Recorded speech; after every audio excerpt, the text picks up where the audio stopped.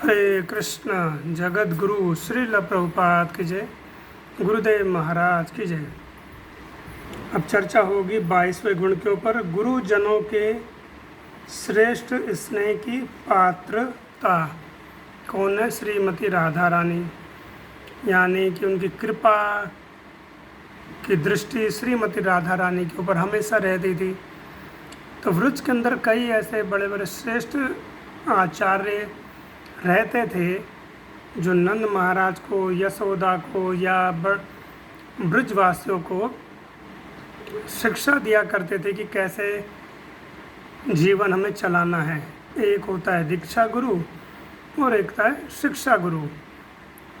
तो राधा रानी की कई शिक्षा गुरु थी, जैसे कि उनमें एक है पूर्णमासी। पूर्णमासी कहा जाता है कि ये पार्वती जी की अंश अवतार हैं। यह स्वयं पार्वती जी ही वृक्ष के अंदर वास करती थी। राधा और कृष्ण को मिलाने के लिए ये वृक्ष के अंदर आई। इनका जन्म वृक्ष के अंदर नहीं हुआ था, ये बाहर से आई थी। तपस्विनी है, साध्वी है, भगवावस्था धारण करती हैं और मधुमंगल इनका पोता बताया गया है, क्योंकि ये ब्राह्मणी है। तो कृष्ण से मिलने के लिए अलग अलग युक्तियाँ, अलग अलग उपाय, अलग अलग योजनाएं पूर्णमासी जी तैयार करा करती थी। एक समय क्या हुआ, एक बहुत अद्भुत लीला है कि भगवान कृष्ण रात्रि के समय में राधा जी के शयन कक्ष में आ गए। राधा रानी का, जैसे मैंने बताया, कि भौतिक दृष्टि से विवाह हो चुका था। तो रात्रि के समय में क्रीड़ा करी भगवान ने राधा जी के साथ, रासलीला आदि किया, और जब वो थक गए तो सो गए। अब प्रातः काल की जब बेला हुई तो भगवान बहुत ज़्यादा हड़बड़ाहट में उठे और खिड़की से वह निकल गए, यानी छिप करके गए और अपने चले गए नंद भवन में। और कृष्ण को ध्यान आया कि उनकी बांसुरी तो राधा जी के शयन कक्ष में, उनके शयन शैया पर ही रह गई, यानी बिस्तर पर ही रह गई। तो बड़ी चिंता हुई कृष्ण को कि अब जो जटिला कुटिला है राधा रानी की सास ननंद, ये राधा रानी के ऊपर आक्षेप लगाएंगी कि रात्रि में तुम कृष्ण के साथ रही, कृष्ण कैसे इस कक्ष में आया, कई तरह के प्रश्न चिन्ह खड़े किए जाएंगे। तो फिर वहाँ पर पूर्णमासी को स्मरण किया कृष्ण ने, तो पूर्णमासी आई। तो पूर्णमासी के विषय में जैसे मैंने बताया, इनके ये तपस्विनी नहीं है, यानी साध्वी हैं, भगवावस्था धारण करती हैं, सन्यासिनी हैं। तो इनका पूरे वृक्ष के अंदर सभी सम्मान करा करते थे।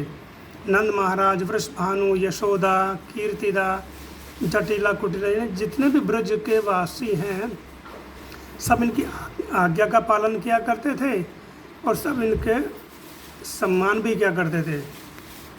तो कृष्ण ने कहा कि पूर्णमासी देवी, एक गड़बड़ हो गई।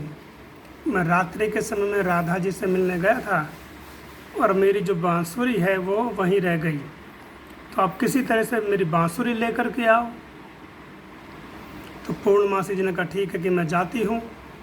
और उधर क्या हुआ कि जटिला और कुटिला तो इसी ताक में रहती थी कि वो राधा रानी को कभी न कभी अपयश करें।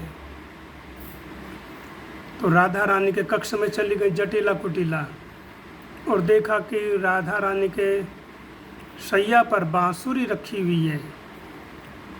तो जो जटिला है वो चिल्लाने लगी, अरे देखो, मैं कहती थी कि ये कृष्ण से मिलने जाती है, ये कृष्ण रात्रि में इससे मिलने आता है।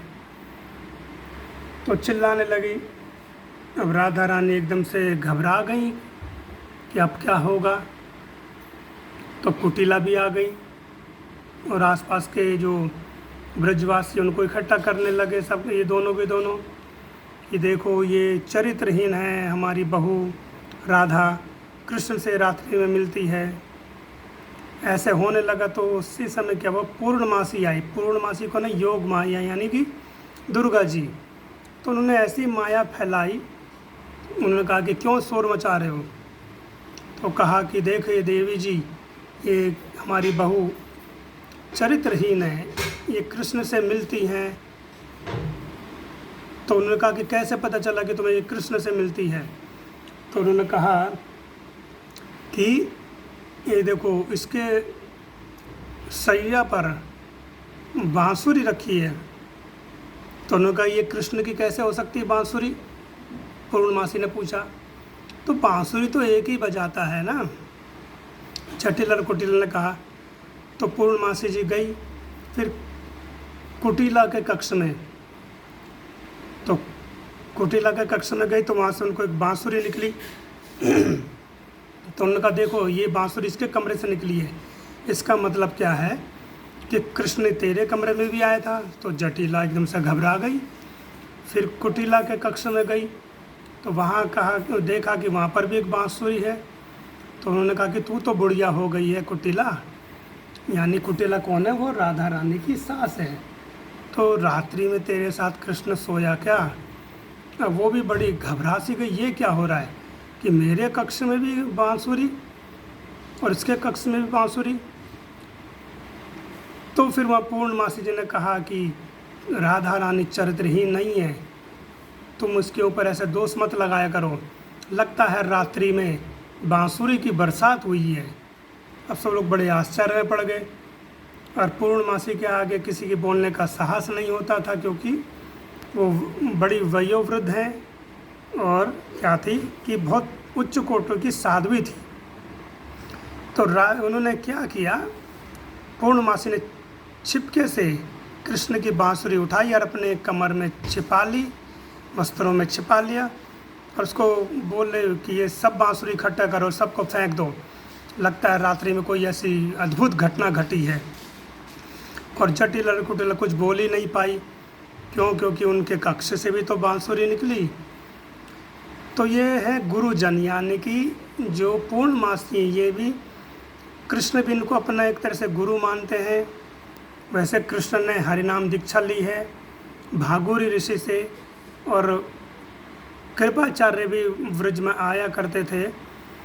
तो ऐसे जो बड़े बड़े वयोवृद्ध हैं, उनकी स्नेह की पात्र कौन है, श्रीमती राधा रानी। तो राधा रानी को ऐसे करके ये पूर्णमासी कई विपदाओं से बचाया करती थी, कोई ना कोई अद्भुत लीला करके। तो राधा रानी को बहुत प्रेम करती हैं कौन, पूर्णमासी। और जितने भी गुरुजन हैं, वरिष्ठ जन हैं, वो राधा रानी को बहुत प्रेम करते हैं। राधा रानी उनके स्नेह की पात्रता है।